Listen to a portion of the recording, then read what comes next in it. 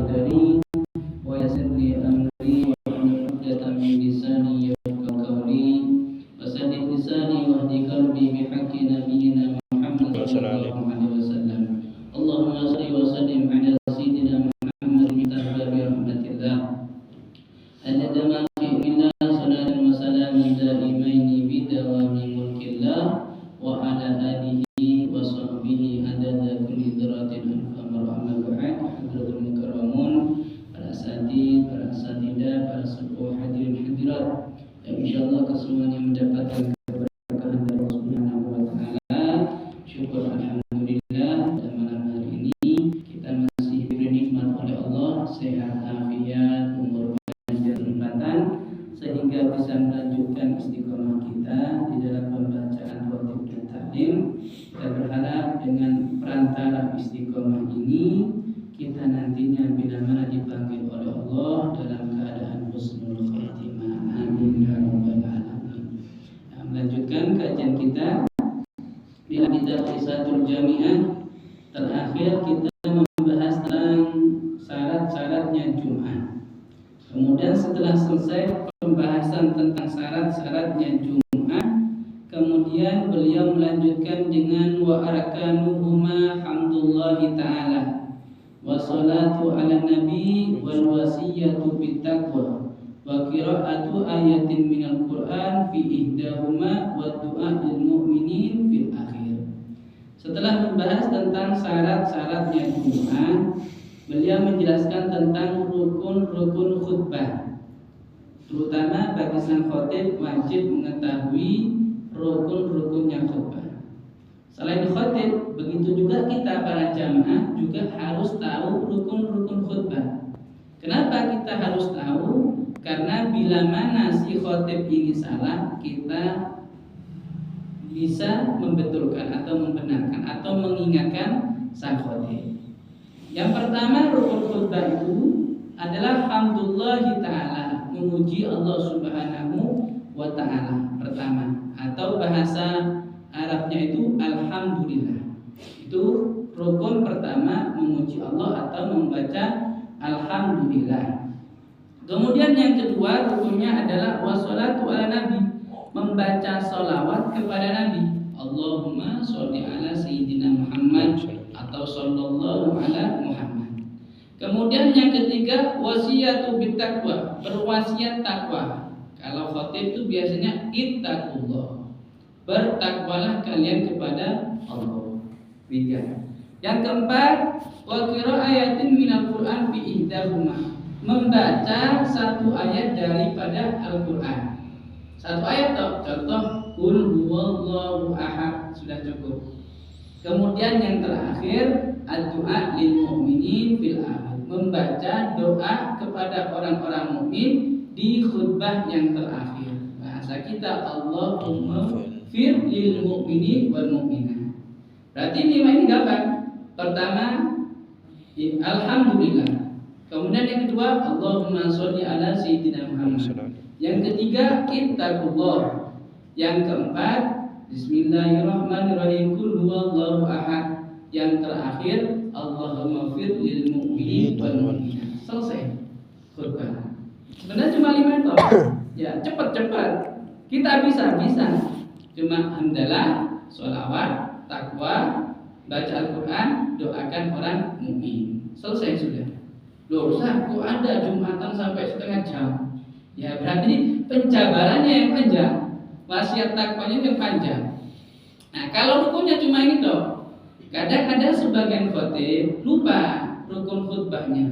Panjang ceramahnya, tapi rukunnya kadang kurang. Nah, ini kekeliruan sebagian khatib. Apalagi sebagian khatib nggak baca teks, nggak bawa teks, langsung hafalan. Nah, ini kadang lupa. Karena orang itu kalau nggak biasa berbicara depan orang tanpa teks itu kadang lupa. Apalagi yang ketika khutbah dia sebelumnya itu banyak masalah. Misalkan sebelum khutbah masalah tukaran ambil bojone. Terus kemudian khutbah, pasti khutbahnya itu marat-marat. Ya, amburadul sing bahas masalah perempuan itu cerewet, misalkan ngoten. Ya gak ada kaitannya dengan khutbah. Karena apa? Sebelumnya itu kepengaruh. Ya, maka perlu teks bagi yang nggak biasa. Kecuali yang biasa, yang sudah biasa nggak masalah. Nah, ini cuma yang nggak biasa baca teks. Nah, kemudian rukunnya 5 ini, pertama membaca alhamdulillah. Ini di khutbah pertama dan khutbah kedua. Jelas. Sholawat juga gitu, di khutbah pertama, khutbah kedua. Wasiat takwa juga sama, di khutbah pertama dan khutbah kedua. Khusus ayat Al-Quran boleh di khutbah pertama, boleh di khutbah kedua. Salah satu 2 khutbah. Kemudian kalau doa bagi orang mukmin di khutbah terakhir. Selesai sudah tentang khutbah. Kemudian dianjurkan wasiat takwa. Takwa itu bagaimana sih? Takwa itu yang sering kita dengar, menjalankan perintah, menjauhi larangan. Itu takwa. Kemudian dianjurkan bagi sang khotib menyampaikan khutbah itu ketika keadaan atau situasi pada waktu itu. Contoh misal sekarang, sekarang ini momennya apa? Momentumnya tentang tahun baru. Nah, sebentar lagi kita memasuki tahun baru. Maka sang khotib itu dianjurkan untuk memberi peringatan atau fadilah keutamaan tentang tahun baru. Ya, misalkan menjelang tahun baru, jangan bahas Ramadan. Ya, Ramadan sudah selesai. Bagi apa? Agar jamaah ini bisa melaksanakan ibadah untuk jenjang berikutnya, maksudnya tahun baru. Seperti tahun baru, insya Allah Kamis insya Allah, Kamis malam Jumat. Ya, lembaran Kamis malam Jumat atau Rabu besok ini. Ada yang mengatakan Kamis katanya. Kamis malam Jumat itu tahun baru.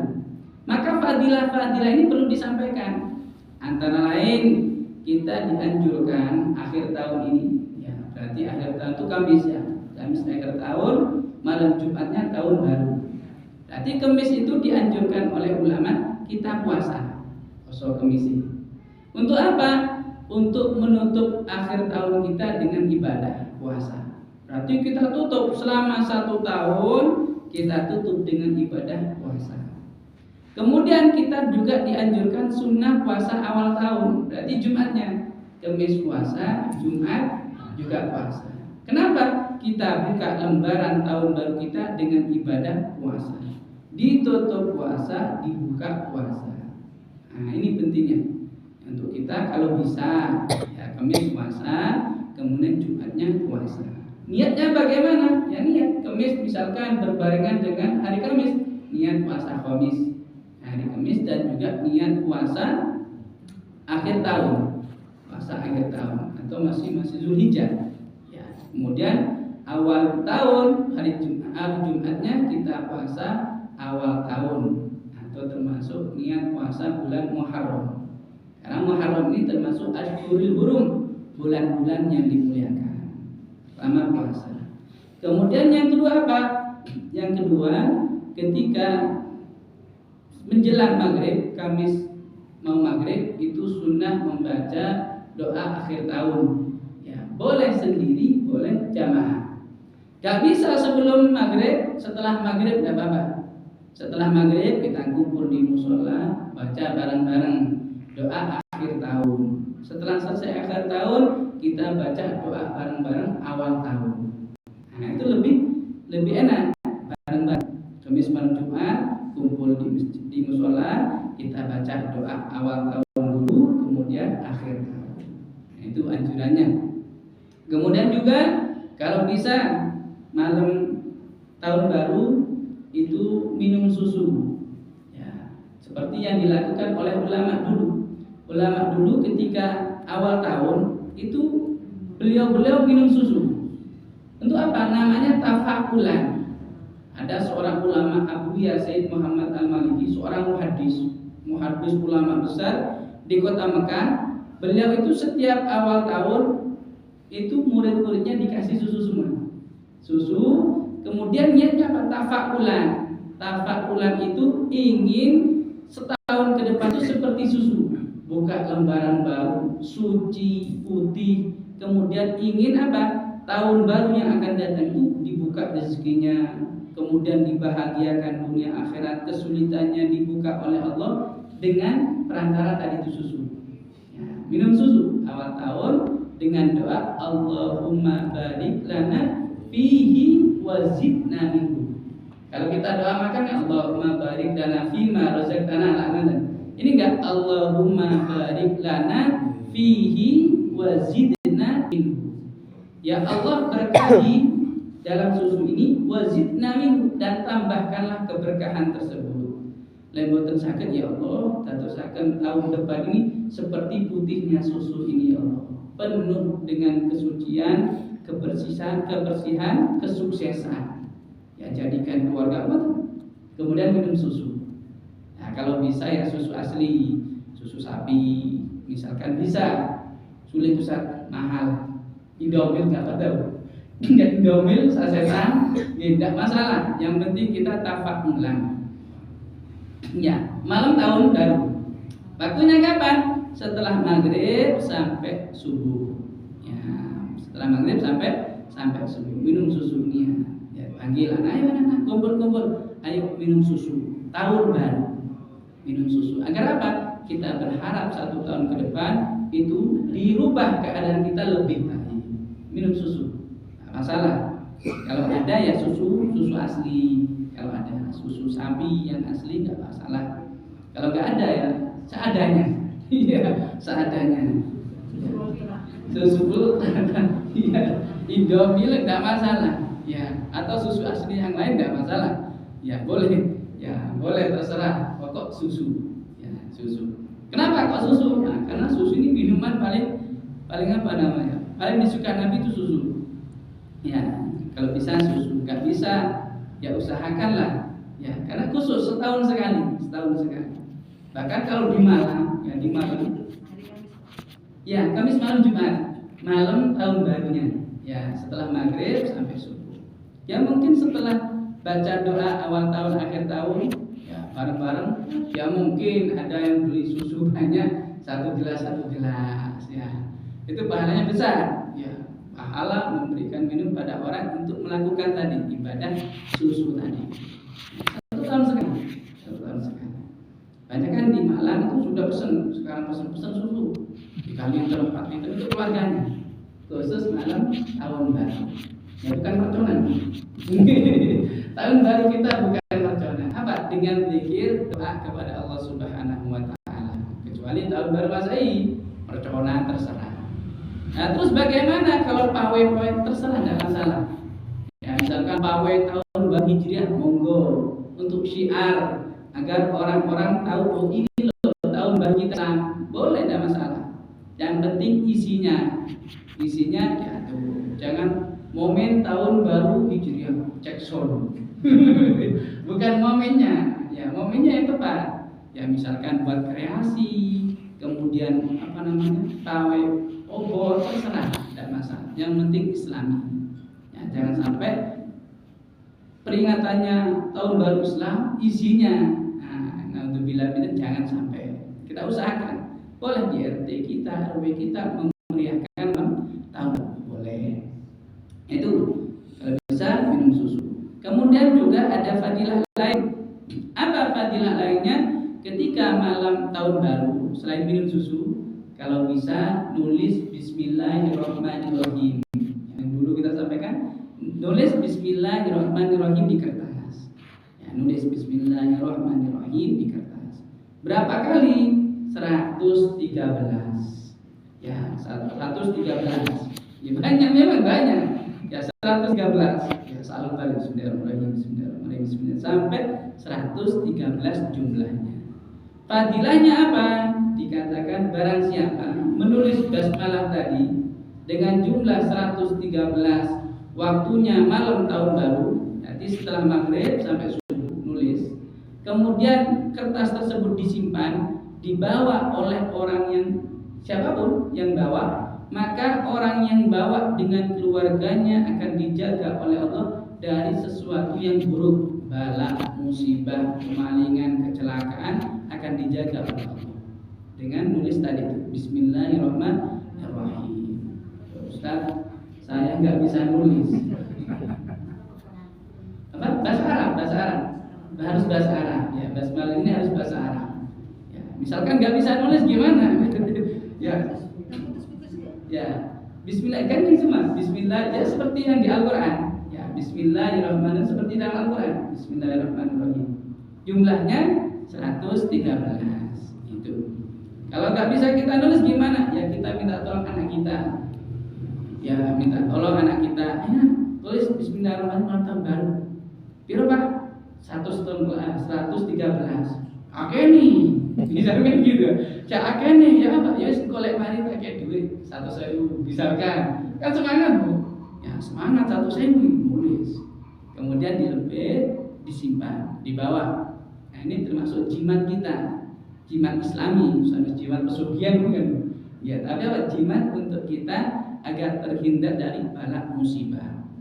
Dibawa, disimpan, ya, dibawa, disimpan. Itu insya Allah dijaga oleh Allah Subhanahu wa Ta'ala. Itu keutamaan malam tahun baru.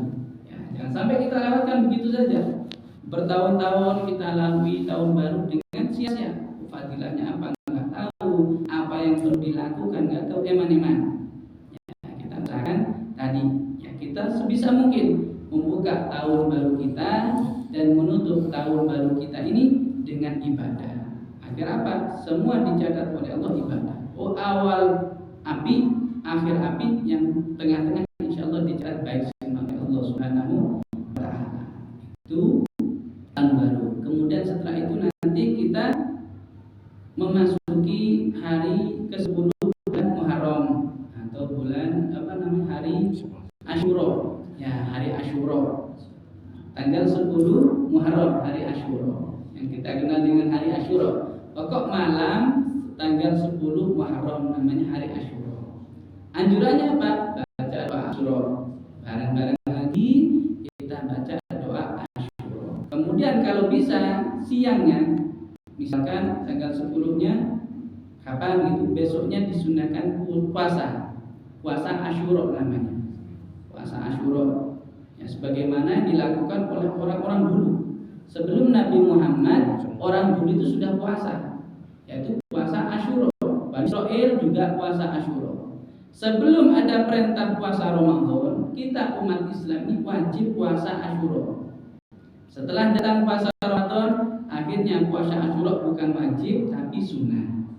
Ya, belum ada Ramadan kita puasa dulu. Asyura wajib kita. Datang Ramadan, Asyura jadi sunnah. Yang mana fadilahnya barang siapa puasa hari Asyura diampuni dosanya 1 tahun yang telah berlalu.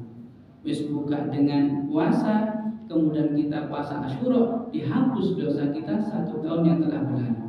Itu Asyura. Kemudian anjuran lagi di hari Asyura apa? Menyantuni anak yatim. Kalau bisa menyantuni anak yatim di Asyura. Menyantuni anak yatim, kemudian disunahkan mengusap kepala anak yatim, diusap kepala anak yatim, disantuni. Fadilahnya apa? Dikatakan oleh ulama, dosanya akan diampuni oleh Allah sebanyak rambutnya anak yatim. Misalkan anak ada yatim 10, kita pegang semua, usap semua, ya usap semua di hari Asyura, berarti dosa kita sebanyak rambut itu diampuni oleh Allah Subhanahu wa Ta'ala. Bahkan usap ya nyantuni, ya ngoni tangan siapa diusap, ya pas kok ngusap tuh kan nyantuni, ya dipakai ini deh, tak usel-usel, tapi kan nyantuni ya jangan dia. Ya nyantuni, ya kasih apa? Itu fadilah besar. Santunan anak yatim, masya Allah. Santunan anak yatim dengan cara yang akhlak, cara akhlak. Karena banyak sekarang santunan anak yatim itu caranya kurang tepat.